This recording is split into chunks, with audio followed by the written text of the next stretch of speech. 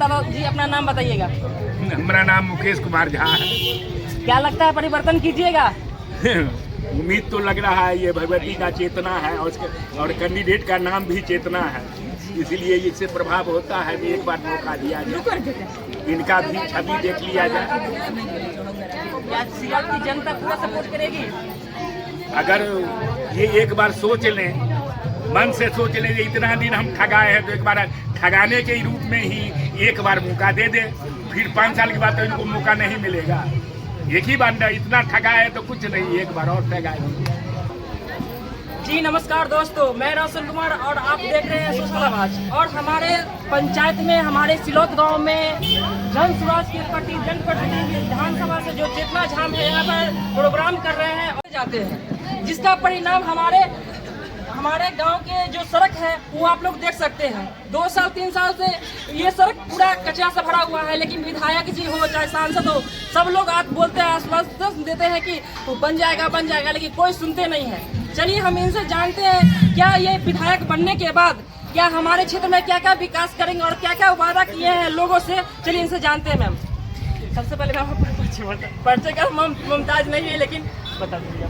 बहुत प्रणाम। आपको कहना चाहिए ऐसा है कि मुझे अगर राजनीति करनी होती तो अन्य कई दल हैं जिसको मैं ज्वाइन कर सकती हूँ, लेकिन मैंने जन स्वराज को ही क्यों चुना, जबकि नया दल है, पर क्यों चुना? मेहनत बहुत है इसमें, क्योंकि सच्चाई की लड़ाई, सत्य की लड़ाई, मेरी और आपकी लड़ाई, इसमें भ्रष्टाचार नहीं। जन स्वराज में नई पार्टी है, भ्रष्टाचार जिस वजह से मैंने इस पार्टी को चुना ताकि मुझे वो शक्ति मिल सके जो लोग नहीं कर पाए, उन सब की पूर्ति जन स्वराज के द्वारा मैं उनकी सेना हूँ, वो कर सकते। उन्होंने अगर मुझे उतारा है किसी कारणवश उतारा है, उनको ये भी पता है कि एक ऐसी बेटी जिन्होंने बहुत कुछ अपने बल पर किया है, वो समस्तीपुर के लिए बहुत कुछ आगे कर सकेगी।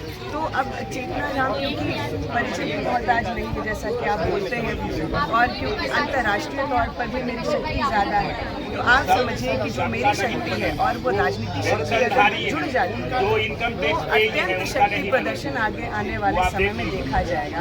सिर्फ सड़कों पे नहीं, हर तरीके के विकास, हर तरीके के इंफ्रास्ट्रक्चर पे जोर दिया जाएगा और उस पर शीघ्रता से कार्य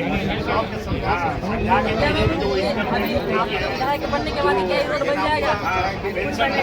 समस्तीपुर का रोड ही कहाँ है? अब तो नाली में रोड में नाला, मुझे समझ में नहीं आ रहा चल क्या रहा है। बुरी परिस्थिति हो गई है। हमारे नेता प्रतिनिधि लोग जो होते हैं, विधायक बनने के बाद चाहे सांसद कोई भी पद ग्रहण करते हैं, उसके बाद एक बार भी स्कूल में जाते हैं कि कैसा शिक्षा मिल रहा है, कैसा वहाँ का जो कल्चर है, एक भी कोई देखता नहीं है। सिर्फ वोट का समय आएगा, लोग वोट लेगा चला जाता है। इस पर क्या कहना चाहते हैं जनप्रतिनिधि? देखिए ऐसा है कि हर दल की अपनी मूल्य चीज़ें होती है ना, तो उनका इंफ्रास्ट्रक्चर, अगर उनका इकोसिस्टम में प्रॉब्लम है तो हम क्या कर सकते हैं? क्योंकि ये सब इकोसिस्टम अभी से बना हुआ है, कई वर्ष हो गए इनको बने, चाहे वो JDU RJD। हाँ, तो जो जन स्वराज का इकोसिस्टम बना है वो मात्र युवाओं के लिए बना है, आप लोगों के लिए बना है, लोगों के लिए बना है। तो उस इकोसिस्टम पे सबसे पहला अधिकार तो आप लोगों का है, और इसी वजह से जन स्वराज जैसे आएगी ये सब काम बहुत फास्ट ट्रैक में निकलेगा। इसीलिए इस बार बिहार को बदलने की आवश्यकता है। मैं मानती हूँ कि पहले आप लोगों के पास विकल्प नहीं होते थे, लेकिन अब इस वर्ष आपके पास एक तीसरा विकल्प आया है, और समस्तीपुर की जनता बहुत बुद्धिजीवी है। हम कहते हैं ना कि बिहार से IPS और UPS लोग निकलते हैं, क्यों निकलते हैं? क्योंकि बुद्धि कहीं ना कहीं हमारे अंदर है, लेकिन हमें वो बेसिक नेसेसिटी होते हैं ना, वो नहीं जब दिया जाता है तो क्या होगा? आदमी पिछड़ जाएगा। यहाँ पे नौकरी की संभावनाएं ही नहीं है, आपको कुछ हज़ार के लिए भी बाहर जाना पड़ रहा है। तो जब ये सारी व्यवस्थाएं यहाँ हो जाएंगी तो अपने आप विकास होगा। और ये सब कौन सी बड़ी बात है? हर राज्य ने ये करके दिखाया है। तो आप समझिए कि हम लोग नहीं कर सकते हैं क्या? बिल्कुल कर सकते हैं, बस सामर्थ्य हाथों की आवश्यकता है, जन स्वराज है।